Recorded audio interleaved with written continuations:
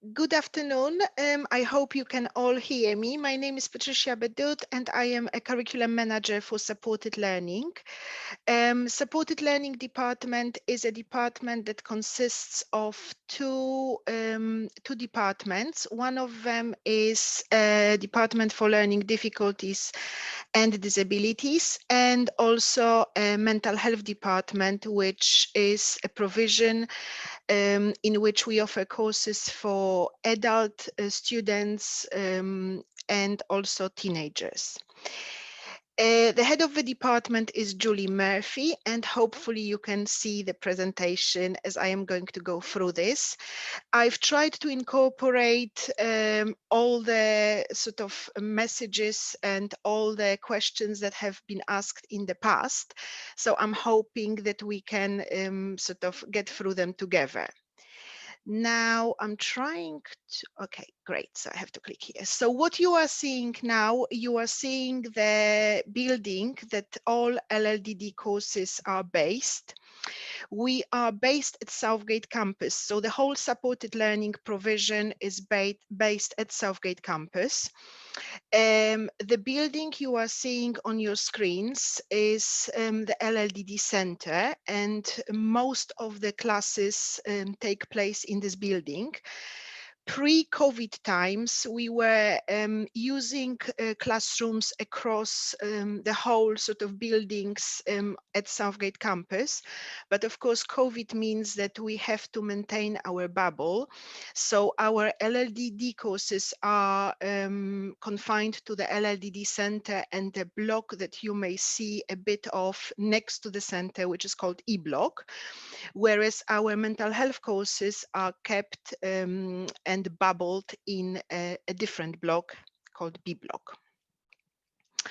Now, again, it's quite unusual because always in the past, all open days happened on site, and it was really nice to see people face to face and also to see students, because a lot of potential students came with their parents to the open days.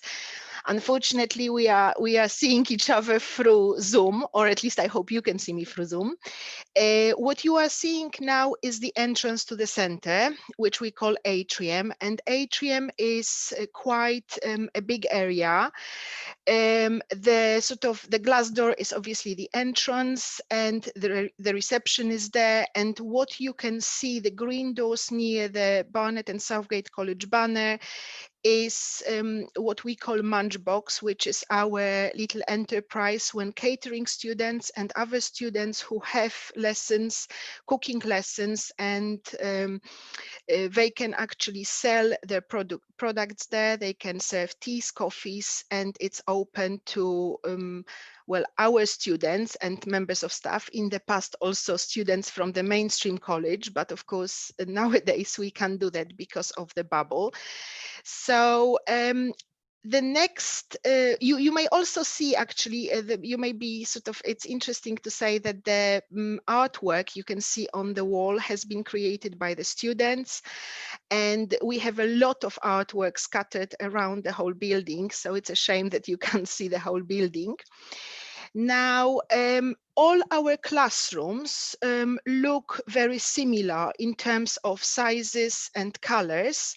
The difference is that the classes, some classes will have more computers, some classes, depending on who is using them, will have more tables. So for example, within our provision, we have 25 programs.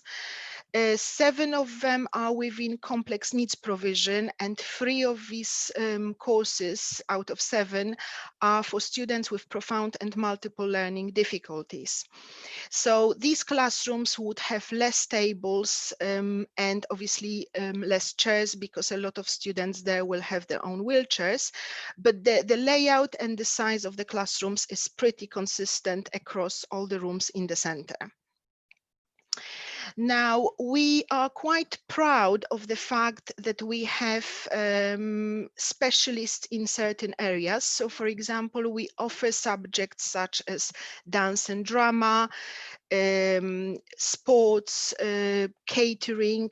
So what we are working very hard to ensure that these lessons are delivered by tutors who are specialists in their area.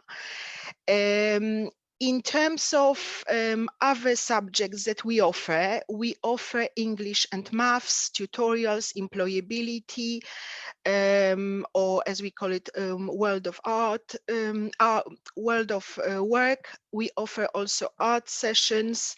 The classes the subjects are different depending on whether students are on which pathway they sort of are. Now, what you can see here is our art and drama studio, where a lot of sessions for performing arts students take place, but also dance and drama sessions for students on other courses that we offer. Now, these are our kitchens. We have two kitchens that look very similar. They are working kitchens, and again, this year our offer in terms of offering cooking classes had to be slightly amended because obviously the COVID meant that we had to conform to certain rules, regulations, and make sure that our rooms were not overcrowded. But what we normally offer, we offer cooking lessons on majority of the programs. We also have a catering group, and students in that group, they work towards entry-free qualification in catering, as well as food hygiene and safety qualification. The students will be working in the kitchens, and when they produce food or drinks or any cakes, desserts, these are often sold in the lunchbox that you've seen on the first slide. Now, we also have in the center independent living flat, and this flat is used not by all the students, some of the students, predominantly complex needs students, also or by students on a lower MLD courses. This is a fully functioning flat, so it has kitchen, it has what you are seeing is like a sitting area, but on the left-hand side, there is a little bedroom and there is also bathroom. So the aim of having a flat is to make sure that students can get as much as possible prepared for the independent living arrangements or supported living arrangements. Now, the great news is that we have secured some funding, so we are planning a little refurbishment of the flat and adding a bit of cozy feel to it. But of course, as with a lot of things nowadays, we have to make sure that we are not in lockdown, so actually people can attend and carry out some work. But that's our little flat. Now, on our timetable, most of the groups will have sports. We have a qualified sports teacher, and obviously what you can see is a sports hall. Now, the door on the left-hand side, the green door, and this is where our rebound therapy room is. So it is essentially a little room that looks like a massive trampoline, and but it is actually a rebound therapy room. So it's not open to everyone, but we have had historically some students who, for example, have rebound therapy on their EHCP plans, and this means that they would be able to use that rebound therapy room. Now, we have two sensory rooms. The sensory room you are seeing at the moment is situated on the ground floor and is predominantly used by students from complex needs provision. We have another sensory room, which is maybe there is less equipment there, but there are sensory elements. It's very similar. It has soft sort of furnishings, lights, colorful displays, possibility of having music there. And the room that's the second room I'm talking about is situated on the first floor and is used predominantly by students from the moderate learning difficulties provision. Now, we also have hydrotherapy. So essentially what we can offer to students is speech and language therapy, hydrotherapy, physiotherapy, and we also have a qualified nurse on site. Now, what you are seeing now is a hydrotherapy pool. There are sensory sort of elements to that room. So there is light, there are displays, there is music. At the moment, we are not having any hydrotherapy session, but this is purely linked to the fact that it's COVID and we are sort of waiting for guidelines and guidance from government, whether we could resume it in a safe manner. I mentioned that we can offer physiotherapy and we can offer speech and language therapy. What we do not have in the center is occupational therapy. So we do not have occupational therapists on site. So if students have any input from occupational therapy, it would have to come in the package from local authority. Now, this is an example of a timetable that that we would be offering to students. Now, I will talk about the pathways that we offer in a little while, but as you can see on the timetable, the students will be with us in college 4 days a week. So every group has about the numbers, in terms of numbers of the groups vary depending on the level of the students, but the maximum number of students is 12. The minimum number is 6. Well, we had less than 6, but the profound and multiple learning difficulties groups would have 6 students or 6 student capacity. Now, the timetable you see shows you that each group will be in college 4 days a week, and there will be 1 day off. That these days are different depending on the pathway and the group a young person is in, but the day off stays the same throughout the day, throughout the year. The students come to college at around 9:30, 9:45. Most of them come by transport from local authority.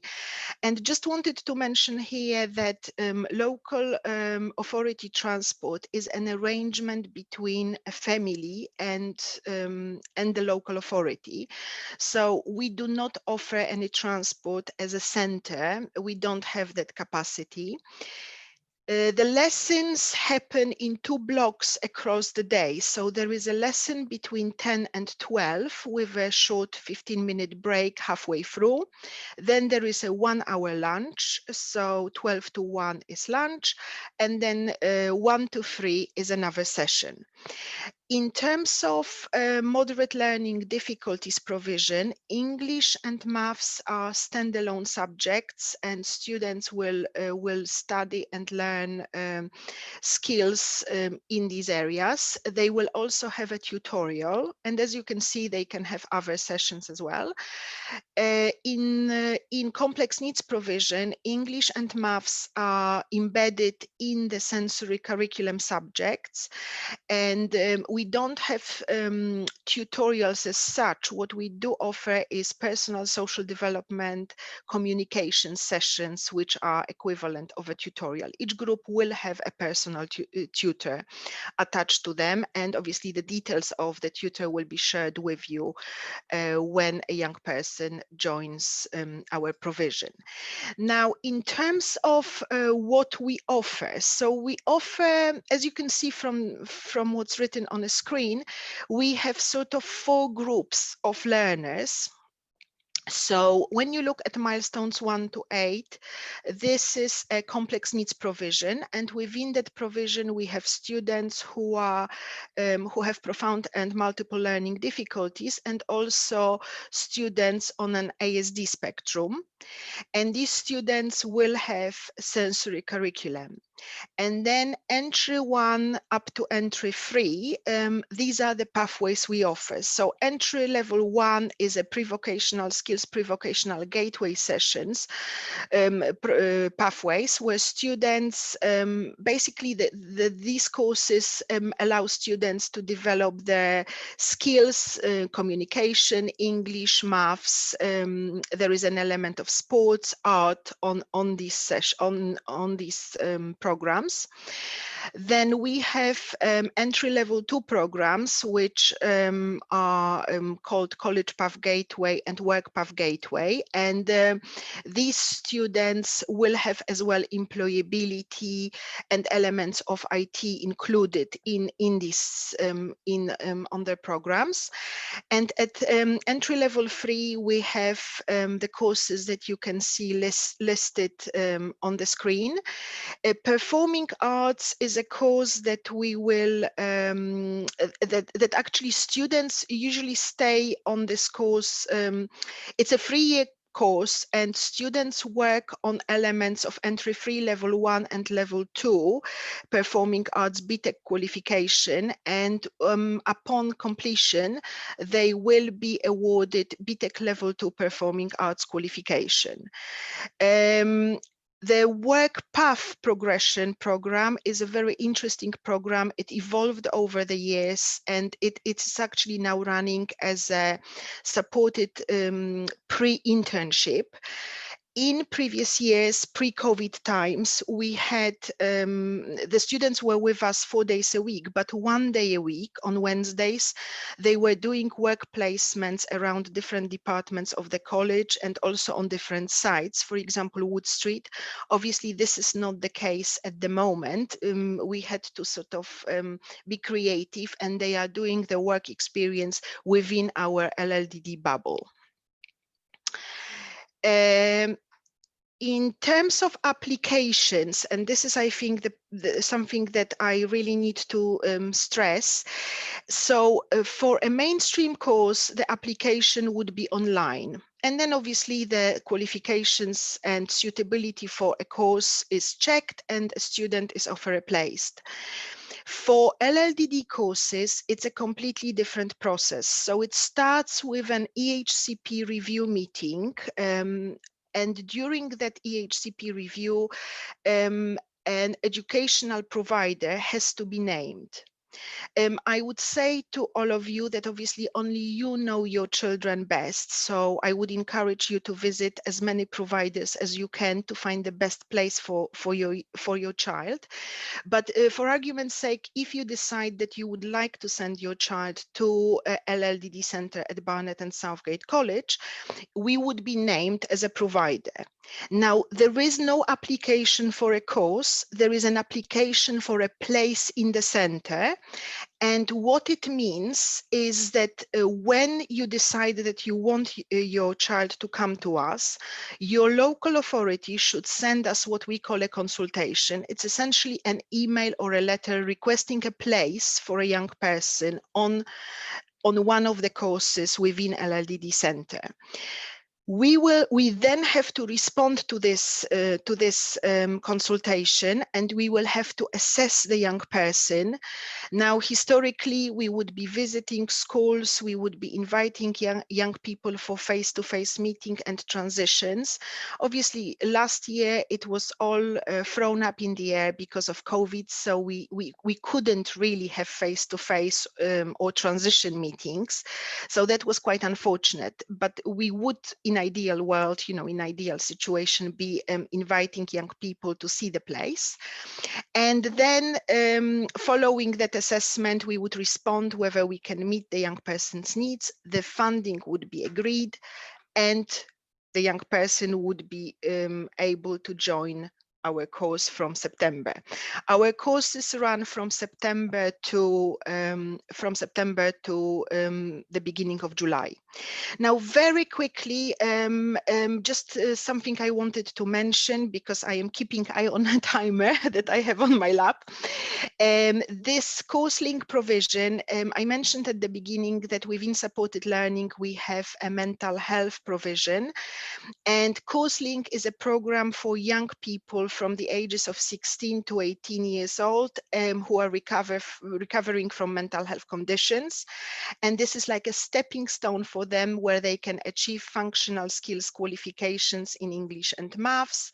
And of course, as well, get used to the college. It's a very supportive environment, small group with support in class as well. And it's a brilliant progression route to BTECs, A levels, and other courses.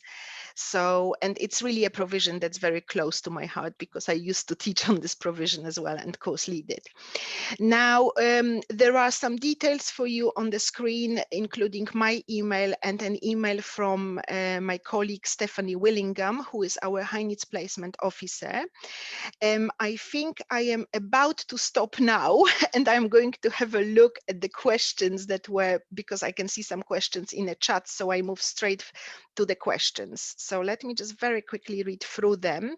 So the first question was from Julie. So Julie, you are saying that you are in Haringey, and whether we accept students from Haringey. Yes, we do not have catchment areas. So we essentially have students from a number of local authorities. We do not sort of prefer someone from Enfield on Barnet. It's really the date of an application that determines whether someone is, because we have to sort of respond to consultations as they arrive.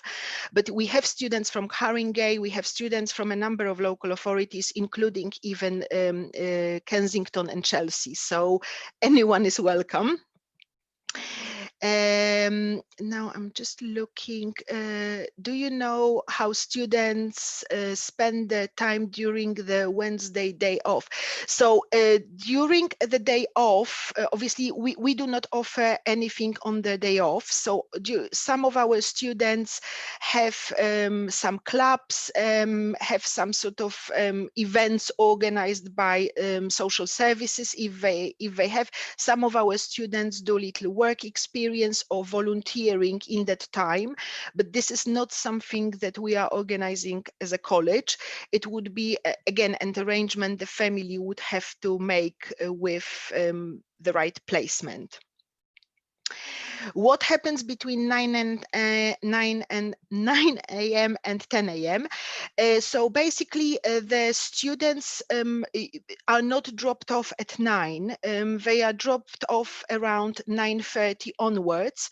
So during that time, we have quite an orderly process so some parents drop off the young people, and most of them are dropped off by transport from local authority. And basically, this is the time that they would be sort of coming to the atrium, being collected by support staff, and also taken to their respective classrooms. Now, the question from Margaret, can we name more than one place? So difficult to name as we are locked down. Yes, I think, yes, you could potentially express your preference during EHCP review of your child. You could actually express a preference and say that your preference, for argument's sake, is College X. However, if not, you would accept Barnet and Southgate College. So you can accept preferences. Now, I would like as well to add that we receive consultations and respond to the consultations. Now, there is a question about a time scale. Now, it all depends. It's funny because we already received one consultation for someone to start in obviously next year. There is no date when consultations should be coming. It's obviously a process that's starting already, but I would say the bulk of consultations starts arriving after sort of Christmas, around January onwards. So we would receive these consultations, we would look at students' sort of profiles, ideally invite them for assessments, visit special schools because we have some sort of schools that obviously it's not feasible for young people to come to us. So we would be going to them. Well, updates to follow, whether we will be able to do that sort of next year, really after January. There is a question about how do we handle students that are fussy eaters. Well, some of our students are entitled to free school meals, so obviously they would have to rely on what a canteen can offer. Students are more than welcome to bring their lunches with them and eat lunches. We have support staff in every classroom. So the way obviously we operate is that each student we've got in the center has educational health and care plan. And this plan lays out what support and what additional sort of needs of the students are. Some of the students will have a designated one-to-one. Some students do not have designated one-to-ones, but each group, apart from designated one-to-ones, will also have a group support. So support levels vary depending on the group and the needs of the students. Obviously, the more needs, the more support is in place. Now, these members of support staff will eat and spend time, lunch breaks as well with the students, so they would be able to support. But in terms of how we deal with fussy eaters, well, we would encourage them obviously to eat, but they are then allowed to bring their own lunches if there is nothing we could offer, or there's nothing they like in the canteen that sort of provides our free school meals. Unfortunately, that's all we have time for now, everybody. If you'd like to ask Patrycja any further questions, her contact details are listed on the screen, and we thank you for listening. Thank you very much. Goodbye.